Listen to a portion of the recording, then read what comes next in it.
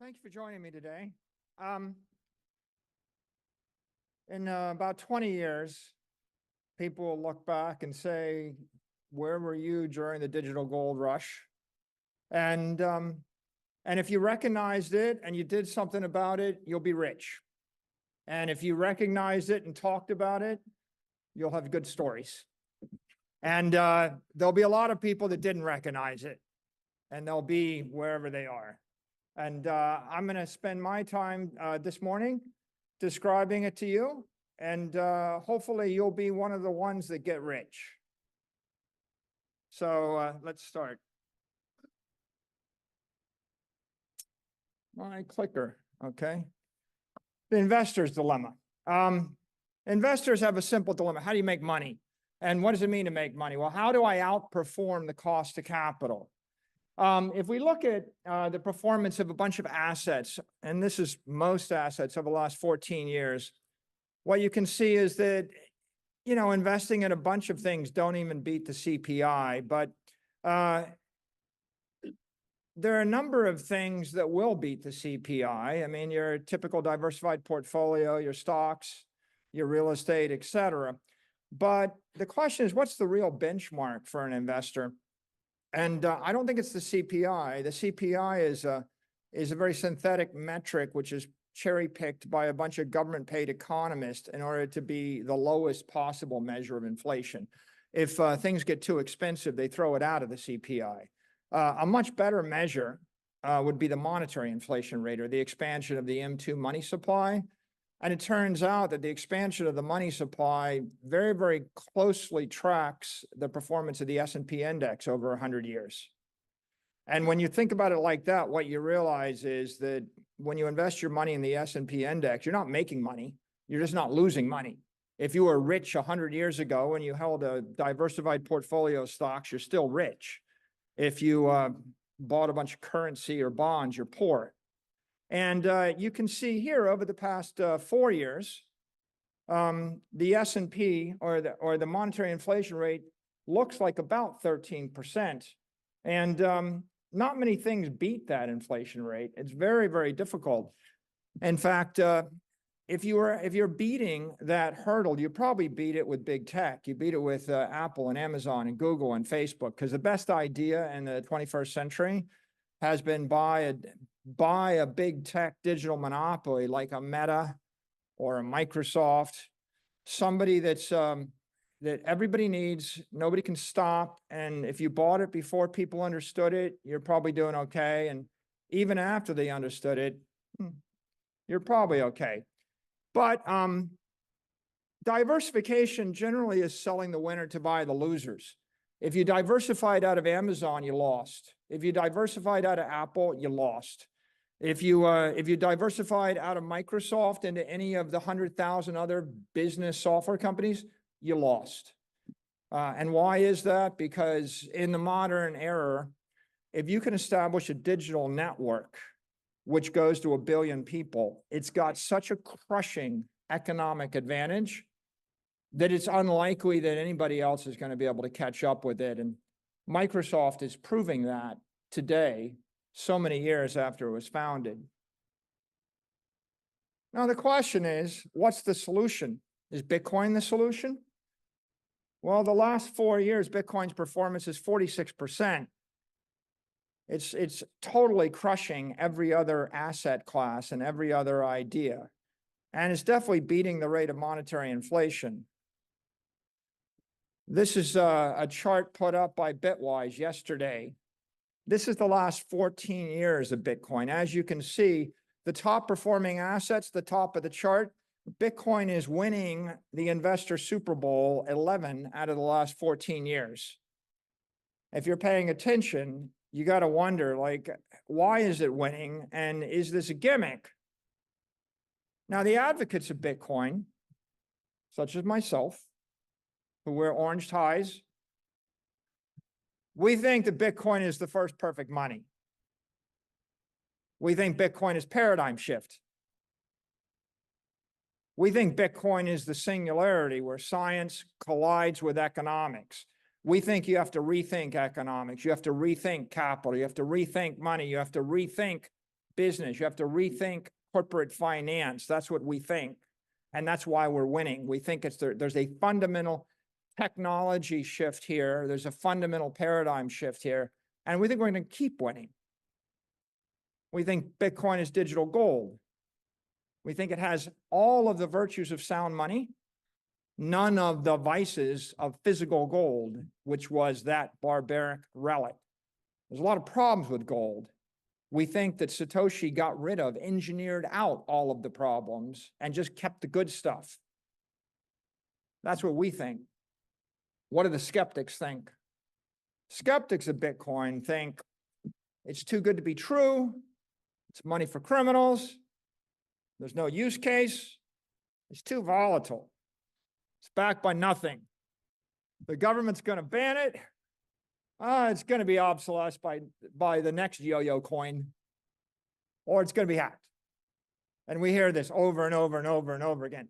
And if you ignored something that's won 11 of the last 14 years, either you didn't know about it, or maybe you thought one of these concerns was enough to keep you out of the asset.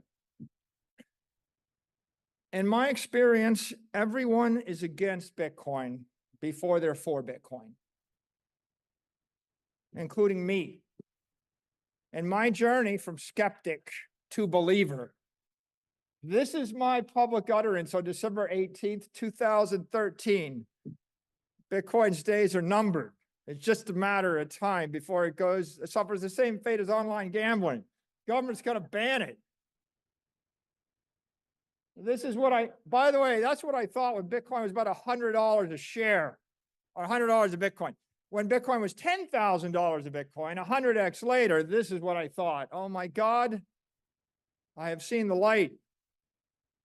Bitcoin is going to change the world. It's unstoppable.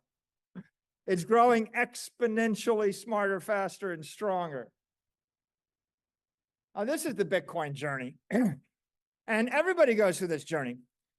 You're born a denier. It's tulip bulbs. It's a scam. This is the Peter Schiff. You're born a Peter Schiff. Maybe you stay a Peter Schiff. 1 hour is enough to be a skeptic. After 1 hour, you've learned just enough to hurt yourself. In 10 hours, you think, well, maybe it's an asset. I think I'll trade it. I'm going to buy it cheap and sell it when it's expensive. And then I'm going to buy it back cheap, and I'm just going to arbitrage something this way and that way. After 100 hours of study, of thinking about it, you become an investor. This is a digital monetary network. This is like Google for money. This is Facebook for money. Facebook for rich people. You know, Rupert Murdoch never brought 100 million friends to Facebook. When Rupert Murdoch buys into Bitcoin, the billionaire brings billions with them, right? The trading idea is not that complicated, and the investor idea is it's the next big tech network. It's a digital monopoly for money. After about 1,000 hours, you become a maximalist, and a maximalist is, this is an ethical imperative. The world's a better place with this, right? The money's broken. The world is broken. Billions of people are suffering. Fix the money, fix the world. That is the Bitcoin journey. Now, depression. It's 100 hours to an investor. I only have 41 minutes left. Welcome to the 1 hour Bitcoin investor crash course. I am going to try to get you to investor level by the time I'm done. But first, we require a return to first principles. This is my alma mater, MIT. That's the Great Court. All around the molding of the Great Court are all the great scientists, you know, Newton and Curie and Maxwell and Darwin. And they're trying to tell you that certain people had ideas that changed the world. You might want to study them. So let's start with some basic principles. What is Bitcoin? Bitcoin represents the digital transformation of energy. Apple's digitally transforming photos, and Google's digitally transforming books, you know, and Amazon digitally transformed the storefront. And NVIDIA is working to digitally transform intelligence. But what does it mean to digitally transform energy? The human civilization, it's built on energy. We're here because of energy. The fact that humans figured out how to capture, create, channel energy, that's what makes us what we are. And the first big energy paradigm shift or big energy revolution was fire. We basically extracted energy from matter and we turned it into heat and light. And without that, we're no better than the apes. The next big energy transformation is water, which is really capturing the energy in gravity via the fluid of water. And that discovery of how you extract energy from water flowing downhill and turn it into mechanical energy, it's what makes mills. We'll give that to the Romans and the Greeks. James Watt figured out how to put energy into a factory without a water supply, portable energy. The significance of the steam engine is you could put a factory in a city that didn't have a stream, didn't have a waterfall. It's a big deal. It made the Industrial Revolution possible. It elevated the British to a new level to dominate the world. John D. Rockefeller pioneered the manufacturing of Standard Oil. That meant chemical energy that you could transport, you could store, you could convert into mechanical, thermal, light, electrical energy, or a petroleum product, a lycra, a polyester. You want to get rich, jump onto an energy revolution. Think about how much money was made here. So much money that there's still trillions of dollars worth of oil companies, all founded by this one man. Electricity. It's electrical energy that you can channel cleanly and silently over long distances and convert into heat, light, sound, vision. We extract clean energy with a nuclear reaction, changes the world.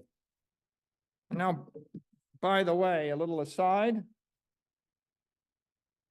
we attribute that to Enrico Fermi. He did that at the University of Chicago. University of Chicago is the university founded by John D. Rockefeller. There's a little bit of irony there. What's Bitcoin? Bitcoin's the discovery of digital energy that can be programmed by a computer and channeled through time and space.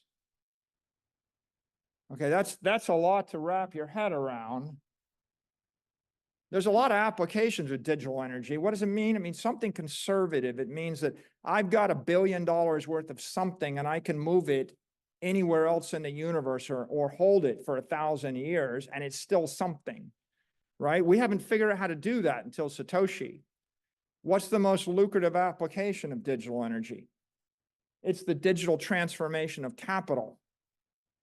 Okay, I learned a lot of stuff in school. I got a pretty decent education. I went to the finest trade school in the world, the Harvard people used to call us. They did not teach me about money. They did not teach me, about capital. They did not teach me about economics, and most of what I did get taught was just wrong in the economic political sphere. But let's start with a basic observation, right? Global wealth is distributed across a lot of assets. There's $900 trillion worth of wealth here. You can come up with different charts, but this is a reasonable one. Now, you could think of it as, oh, I own some real estate, I own some bonds, I own some money, I own some currency, I own some equity, I own some art, I own some gold. But the real question is, why do you own this stuff? And it's divided into two categories. You own it because it's got utility. You want to look at the art, you want to live in the building, you want to hang out in the yacht, you want to fly the aircraft. Maybe you need the currency for working capital to operate your bakery or your manufacturing plant. Maybe you have your money in coal or oil or some other feedstock. So that's one reason to have assets. And the other portion of this is just long-term capital. I'm just storing value. It's a rich person that has a bunch of money and they don't know what to do with it, so they buy something. Right? Whenever you hear about a billionaire that bought 16 expensive houses, you're like, well, they can only live in one. Why do they keep buying things? Well, because they think it's a better investment than just putting the money in the bank. So when you think about the world that way, you say long-term capital, store of value. Well, that's half the money in the world, or half the wealth in the world, $450 trillion. What is capital? This is, by the way, if you go and chat GPT or Google capital, define capital, the definitions are awful.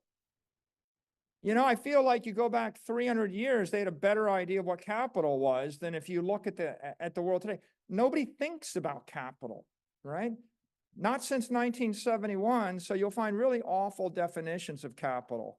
But what is it really? Well, it's money, wealth, power, value. It's economic energy. Capital is economic energy. If you had 1% of all of the capital in a country 100 years ago, how do you keep it? Right? You can keep 1% of the currency, but that might not be equal to 1% of the economic energy. So when you think about first principles here, you realize that Bitcoin represents the transformation of our capital from financial and physical assets to digital assets. The first law of money says L equals V divided by M. The lifespan of an asset is equal to the value of the asset divided by the maintenance cost of the asset. If you buy a $10 million yacht and you spend $1.5 million a year to maintain the yacht, your $10 million is gone in 6 years, right? Your money, the useful life of the yacht is 6 years. You're not going to stay rich buying and investing in yachts or, you know, fill in the blank. If you buy a house in Miami Beach, you're going to pay as much in taxes as the house cost you within 20 years. It's not a store of value. When you start to apply this formula to all these assets you can put your capital into, you realize that some of them have a very short useful life. The Argentine peso won't hold your capital more than 2 years, nor will the Turkish lira. The US dollar might hold your capital for 10 to 15 years.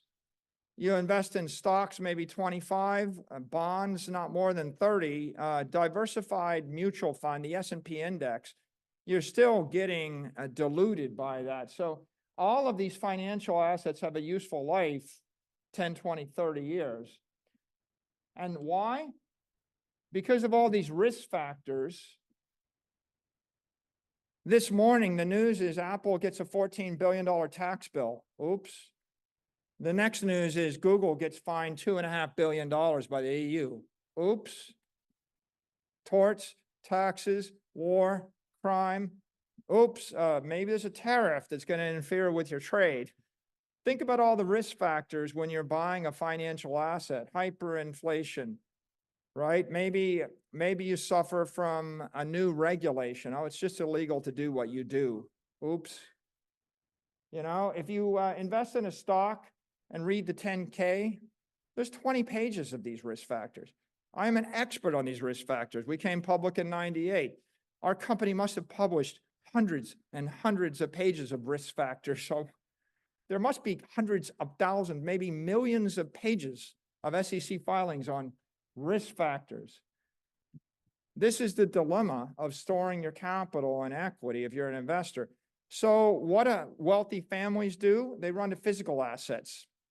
And they invest in what? Probably not yachts and Ferraris, but maybe gold or paintings or land. Land is everybody's favorite thing, but land gets taxed at 1% a year. The average property tax rate is 1.1%. And that means it's gone in 91 years if the property value doesn't get assessed up. When the government assesses the property value up, they tax your land away from you in 30 or 40 years. You don't own it. You're renting it. So there's a lot of physical risk factors here, right? A lot of taxes, right? We come up with a ton of ways to tax property. A lot of other risks you might run into, and they're so creative. A riot, the headline this morning: riots in downtown DC, you know, do damage to certain properties. What if the traffic pattern changes, right? So many different risk factors. So these are the dilemmas of holding physical and financial assets. Satoshi discovered a method to transfer value. without a trusted intermediary. Go find the Janet Yellen speech, The Legend of Satoshi, and Janet Yellen, the Secretary of the Treasury, says Satoshi, a person or persons named Satoshi, figured out how to transfer value without a trusted intermediary. This gets repeated over and over and over again. Okay, well, here's the news flash. That's not the most important insight, and that's not the most important thing Satoshi discovered. It's just the thing that people repeat because it's trite. Yeah, I can send $1 billion from here to Tokyo without a bank. This is the big idea. Satoshi discovered a method to store value without a trusted intermediary. Channeling energy through time and space. When I transfer $1 billion from here to Tokyo, I move the money through space. When I store the $1 billion for 1,000 years, that's revolutionary. Nobody in the history of the world ever figured out how to store capital for 100 years or 10 years or 1,000 years. But of course, if you think about it, you realize that the implication of not needing a trusted intermediary to transfer value is I don't need a trusted intermediary to store the value. Now, I found something completely new. I found an asset without the financial risk of a currency, a stock, or a bond, or the physical risk of real estate or property. I have created a revolutionary advance in asset useful life. The lifespan of all your traditional conventional assets is 30, 40, 50 years, and you're going to get up every morning and watch CNBC to find out whether Apple won or lost the frickin' tax lawsuit. And I watched that and I thought, man, that's just awful news for Apple shareholders today. You get a $14 billion tax bill. That's why you have to pay attention every day of your life and every quarter, and you got to rebalance your portfolio. What if you didn't have to pay attention, right? When you buy a Bitcoin and you even put it in cold storage or put it with a custodian, you're paying 10 basis points. The first law of money says you divide the value of the asset by the maintenance cost. So something divided by 10 basis points lives 1,000 years. This is the longest duration financial or longest duration asset the human race has figured out, right? We've invented. This is digital capital. Capital economic energy, digital capital, digital economic energy. Well, what does digital capital mean to an investor? Okay, you got $1 billion or $100 million, you buy a $100 million building in Manhattan. That's capital invested in real estate. That is the conventional best idea of the 20th century for every rich family in the world. I can't tell you how many multi-billionaire wealthy families I've met. They all own real estate. They all own property. Bitcoin offers the benefit of holding that building, but without the liabilities of a conspicuous, immobile asset. So what do we do when we digitally transform the building? Well, first we strip away all the bad stuff. No tax, no traffic, no tenants, no torts, no trouble, no mayor, no weather, no corrosion, no regulator. Strip away all the bad stuff and then add the good stuff. It's invisible building, right? No one's going to hate you, resent you, and want to take your wealth from you because they walk past your big building every day. It's invisible, it's indestructible, it's immortal, it's teleportable, it's programmable on a computer, it's divisible, it's musical. I promised one musical reference. What do I mean? You can vibrate the building at 10 kilohertz. You can vibrate the building 10,000 times a minute, 10,000 times a second. I can move it 87,000 times on variable frequencies on a weekend. I can construct a symphony with the capital. Why don't you try to move a real building once a second? What about A440? Try to move a real building at 440 hertz. You can't do it. This is something that you can actually manipulate in a harmonious fashion on the frequency of the economic universe. And it's fungible. You own $100 million building in New York City. It's not like $100 million building in Tokyo. $100 million of Bitcoin is like $100 million of Bitcoin in Tokyo. Everybody understands what you're getting, and it's configurable. So digital capital is like all the benefits of holding something tangible with none of the detriments, right? And people can't quite wrap their head around that yet. That takes a while to think through, but that's okay. When they figure it out, by the way, you'll pay $10 million of Bitcoin. Until they figure it out, you get Bitcoin at a discount. Digital capital is global capital. Look at the map of the world. I'm going to give you $100 million and drop you in Africa and tell you to buy anything you want, hold it for 100 years. What do you want to buy? Where do you want to buy it? I would represent to you, there's nothing on the entire continent you would rather buy than Bitcoin in that situation. Look at South America, look at Africa, look at Asia. Look at these places and think about investing $1 billion in any of them. Think about capitalizing a company. You've got the wealthiest company in Nigeria. What are you going to capitalize it on? The Nigerian naira, right? The Turkish lira, the Lebanese pound. The Chinese don't want their currency. The Europeans don't even want their currency. If you talk to people in the stablecoin industry, they'll tell you, well, we got digital dollars, we got digital euros. They don't want digital euros. They want digital dollars. And they want the digital dollars for a short period of time. That's because it's tied to North America. Nobody wants to own anything that isn't tied into the most secure, most powerful network in the world. And that being the case, if you're a wealthy person, if you're a middle-class person, if you're a working-class person, and you need a savings account anywhere on earth, and you have a mobile phone, you're going to want a Bitcoin. And that's what Bitcoin represents here. It's superior to foreign debt, equity, real estate, currency as capital asset. This is difficult for someone in Manhattan to grasp. You live in the greatest city in the world, right? And presumably the most secure city in the most secure economic network in the most powerful country that's ever existed, right? Anybody that owns an apartment in Manhattan would say, I'd never sell it. Everything else is a trade down, right? Everything's a trade down. I gift it to my children. I'm not leaving. But now put yourself in South America, in Venezuela or Argentina or Brazil, or put yourself in Nigeria, or put yourself in Lebanon and Syria. Heck, the Chinese have capital controls. You can only take $50,000 out of China every year. Why do you think that is? Because everybody wants to take their capital out of China. The Chinese currency would collapse if they actually eliminate the capital controls. What about volatility?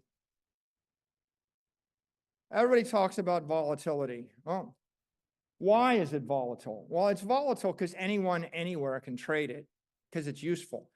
Because if you need to sell $1 billion of something on Saturday night in a missile crisis, you can do it. It's the only thing you can do it with. It's volatile because there's no limitations, because there's thousands of active exchanges, because it's not supported well in the traditional banking system. It's volatile because it trades 8,760 hours a year, 5x the traditional market. It's volatile because you can bypass the exchanges, and it's volatile because it's cross-collateralized every other kind of crypto. That's why it's volatile. But the volatility is a feature. It's not a bug. And this is a very important idea, right? We live in a world where most corporations think capital is toxic and volatility is a bug. And they try to eliminate volatility and they give away their capital.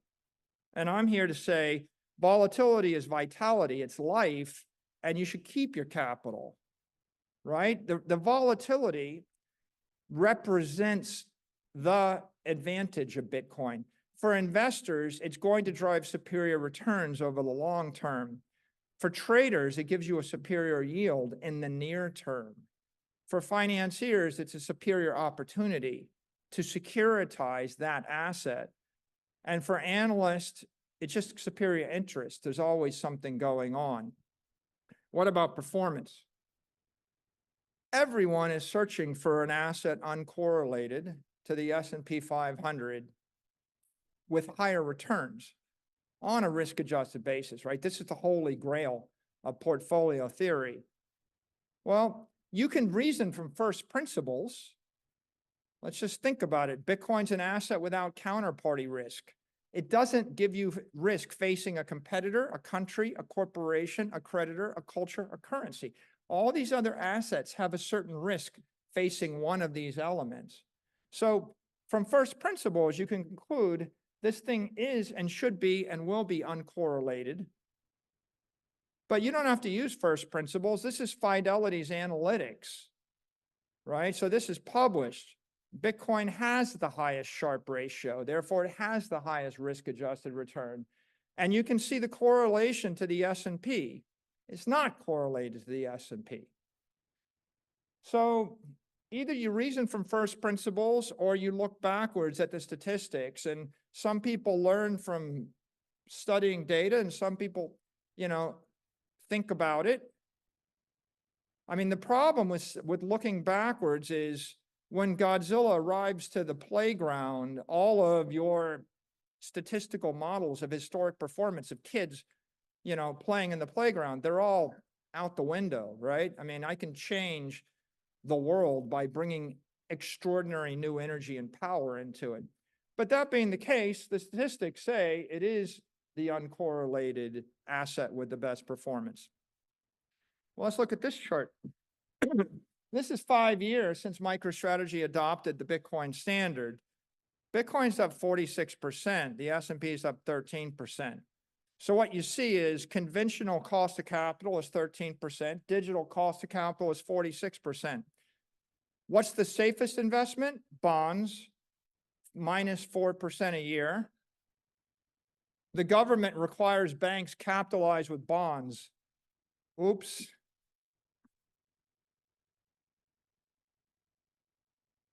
It's too good to be true. Won't the government ban it? Right? I mean, that's the reaction. People look at this and like, well, the government wants you to use their bonds and this is just 10x better. Aren't they going to just ban it? Okay, well, we get that question a lot. In fact, we get a lot of questions. We get, will it be banned? Can it be copied? Can it be hacked? These are the three questions that I had to ask, my board had to ask, my officers and directors, they had to ask before MicroStrategy went on its Bitcoin journey. Your company, you'll have to answer these questions. So I asked these questions to the Silicon overlord, ChatGPT. And I said, and you can do it yourself. I said, list every country where it's illegal to own Bitcoin. And it says, pretty much everywhere it's legal to own Bitcoin. Okay, well, that's interesting. I said, list every country where it's illegal to own Bitcoin. It said, well, China maybe, but it says, actually, it's not illegal to own Bitcoin in China. You just can't ban it. You just can't mine it and trade it, but you can own it. And then it said, oh, these are the countries, Algeria, Bangladesh, Egypt, Morocco, Nepal, Iraq, Qatar, Tunisia, North Macedonia. So if those are your economic, economic leaders, right? If you aspire to be like those countries, then maybe, and if you think that we're going to go the way of those countries, maybe you're afraid of it. But you'll see here, even chat points out that most of the concerns are around capital controls and fraud, and they'll probably over time get comfortable with this.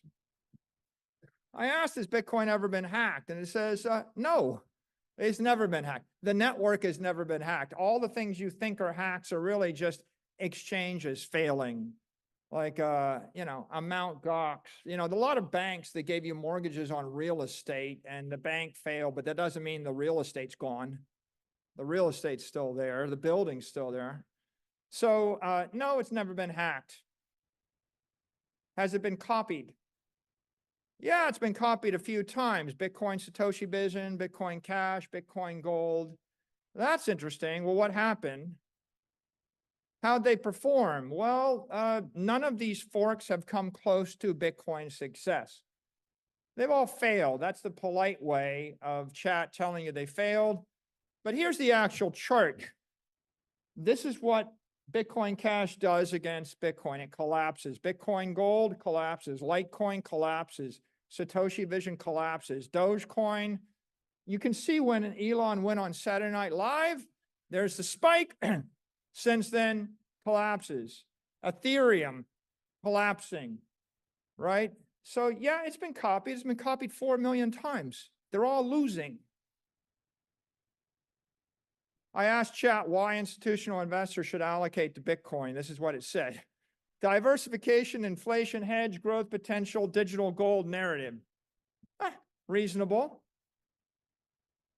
Then we asked the guy that runs $10 trillion. Now, I know you have been a leader in willing to embrace crypto. You have made it so that people can be in Bitcoin. We hear that you are thinking about Ethereum. These are incredible things. Now, BlackRock is not known as a gunslinger by any means. So you obviously must believe that this maybe is an alternative. Is this an alternative in order to be able, because of a deficit, maybe something long-term people should have? Absolutely. As you know, I was a skeptic. Yes. I was a proud skeptic. And I studied it, learned about it, and I came away saying, okay, my opinion 5 years ago was wrong. Here's my opinion today. This is what I believe in today. I believe the opportunity today. I believe Bitcoin is legitimate. I'm not trying to say there's not misuses like everything else, but it is a legitimate financial instrument that allows you to have maybe uncorrelated, non-correlated type of returns. I believe it is an instrument that you invest in when you're more frightened, though. It is an instrument when you believe that countries are debasing their currency, debasing their currency by excess deficits, and some countries are. I believe we have countries where you're frightened of your everyday existence, and if you have an opportunity to invest in something that is outside your country's control, then you can have more financial control. And so I'm a major believer that there is a role for Bitcoin in portfolios. I believe you're going to see that as one of the asset classes that we all look at. I look at it as digital gold, as I said before, and I do believe there's a real need for everyone to look at it as one alternative to, I would say, the optimism that I have in the. So there you go. All of the same impressions, the same journey, the same experience, the same insights. If you spend enough time, you start to realize that there's an opportunity here. BlackRock went ahead and launched IBIT. IBIT is the leading Bitcoin spot ETF product, and it's the most successful ETF launched in the history of ETFs. And so that's the benefit of doing the work and embracing the asset class. People ask, what backs Bitcoin? It's backed by power, okay? 700 exahash is all the computer power of every computer on Earth from the other cloud providers. 18 gigawatts is like 18 full-on nuclear reactors. It's more than the power that drives the US Navy. $800 billion invested. That's just the rolling 200-week simple moving average of Bitcoin. That's how much money has been put into Bitcoin. 220 million holders of Bitcoin and 420 million crypto enthusiasts. That's political power, right? In fact, Bitcoin's the most popular, it's the most powerful crypto network in the world. It's got the most popular support, regulatory support, technical support, computer power, electrical power, political power, economic power. Once you understand these things, it's not any one thing. It's many, many things, but the result is all the smart money in the world looking for a way to store its value forever has sifted through 4 million cryptos, picked this one, put $800 billion into it. All the stupid money is buying the other stuff. So you're asking, well, what's going to protect this network? Well, all the smart people with all the money and all the power have picked the winner. What protects Google? What protects Apple? What protects Microsoft? Why is Meta in train? It's because at the end of the day, there's a bunch of people trying something and there's got to be a winner. What protects Amazon? Well, there's a winner, right? This is the winner. And what's this the winner of? It's the winner of the digital capital war. This is the dominant digital capital network. The MicroStrategy Bitcoin story. We started defensive, we went to opportunistic, we then became strategic, right? There's a Saylor tracker. Every single green dot is MicroStrategy buying Bitcoin. As you notice, I time the highs and the lows well. We just buy all the time. There are no red dots. There is no selling. There is only buying. You buy when it's high, you buy when it's low. This is another way to see the chart. MicroStrategy simply built up its Bitcoin holdings progressively to 226,500 Bitcoin. We've invested $8.3 billion in that. And what's the result? Well, we bought an asset that was appreciating 46% a year, and we sold the asset doing minus 4% a year, and then we levered it. Most companies hold minus 4% bonds. In fact, that's what they'll teach you at Harvard Business School.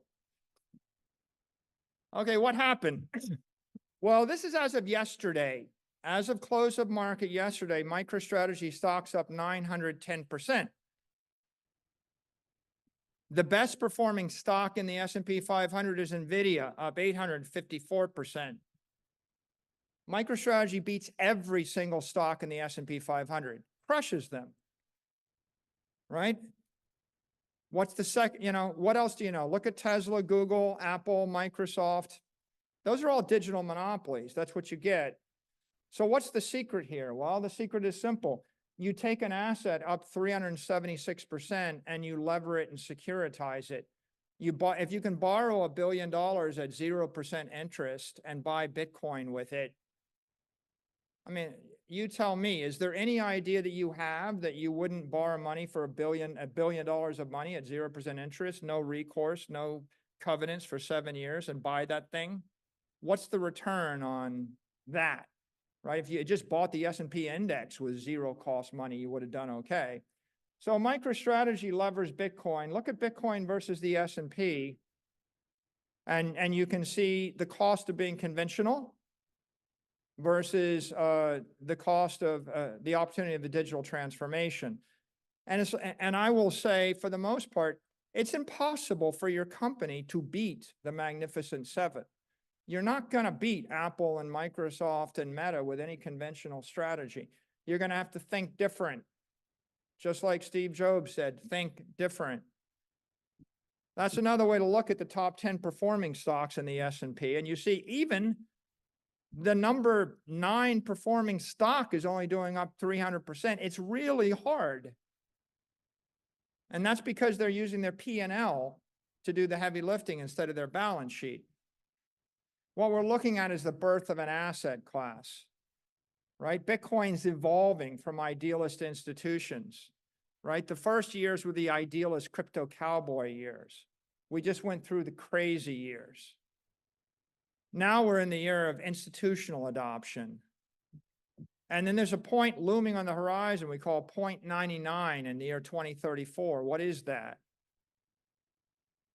Well, we'll get to it in a second. First of all, these are the milestones that made Bitcoin an asset class. An immaculate conception by Satoshi. Pizza Day, when Bitcoin started first trading. Satoshi walks away. Now there's no founder. It becomes a commodity. IRS designation as property in 2014. The block size wars settles the issue of will it be copied. The fork of the block size wars. The first Bitcoin miner to go public in 2017. Fidelity enters the space in 2018. COVID hits and catalyzes a revolutionary change in financial thinking in 2020. MicroStrategy, Square, Tesla, Coinbase all start to adopt Bitcoin. Positive comments by Gensler, Lagarde, and Powell in 21, 22. This is an asset. It's not going to be banned. You could see it then. The speech by Janet Yellen, the Legend of Satoshi speech, that was a big milestone. If you were paying attention to it, you would have seen that was a bullish indicator. The Bitcoin spot ETFs are launched in January of this year. The SAB 121 movement to repeal SAB 121 in Congress in May, that's the rule that keeps banks from custodying Bitcoin. The embrace of crypto by Trump and Kennedy. Morgan Stanley approves IBIT and FBTC for solicited sale in August of this year.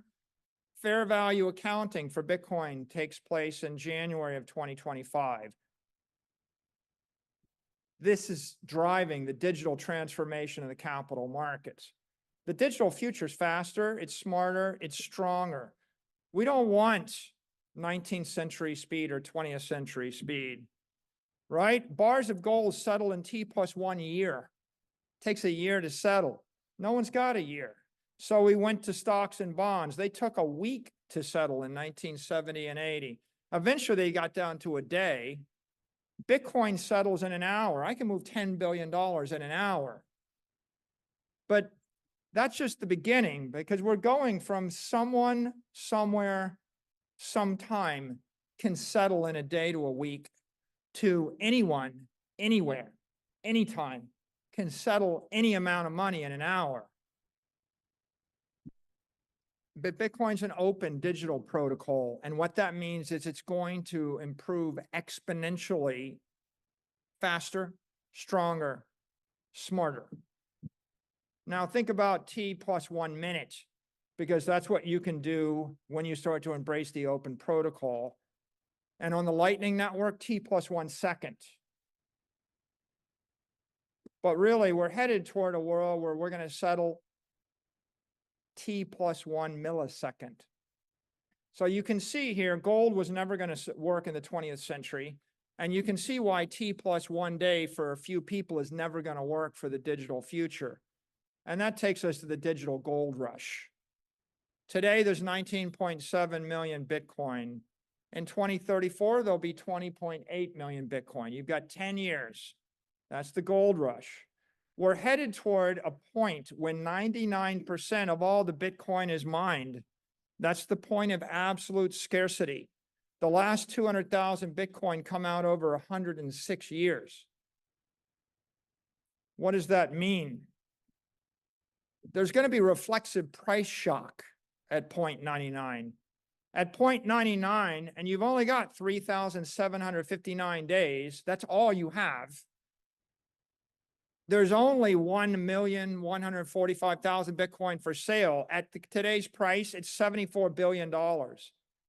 MicroStrategy will buy $5 billion of Bitcoin in 1 year. This is not a lot. This is a trivial amount. The price cannot stay at this level. That's $20 million a day. We announced a $2 billion equity offering. We raised $2.4 billion in the first 6 months of this year. Look at those numbers. It's not that much. This is a phenomenon. After 0.99, Bitcoin creation is offset by lost Bitcoin. The supply is effectively fixed. It's the inflection point where Bitcoin becomes the world's first deflationary asset. There's never been anything like it, right? It's more scarce than land in Manhattan. It's more scarce than anything you can name, anything you've ever invented. The fact is, no one's ever seen this before. Therefore, you can't compare it to anything. It becomes the world's first perfect money. Of course, there's not a textbook written on it. The Austrians didn't imagine it. You couldn't create it before then. Institutional adoption of Bitcoin, they're all coming, right? This is the institutional distribution of Bitcoin today. 12 ETFs in the US, 28 global ETFs. They're holding 1 million Bitcoin.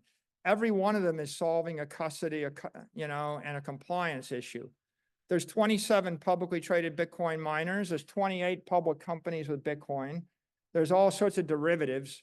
You can see this is an asset class, and you can see the distribution across institutional investors. This is no longer a crypto bro thing. What's the future? Bitcoin's going to be driven by approval of bank custody.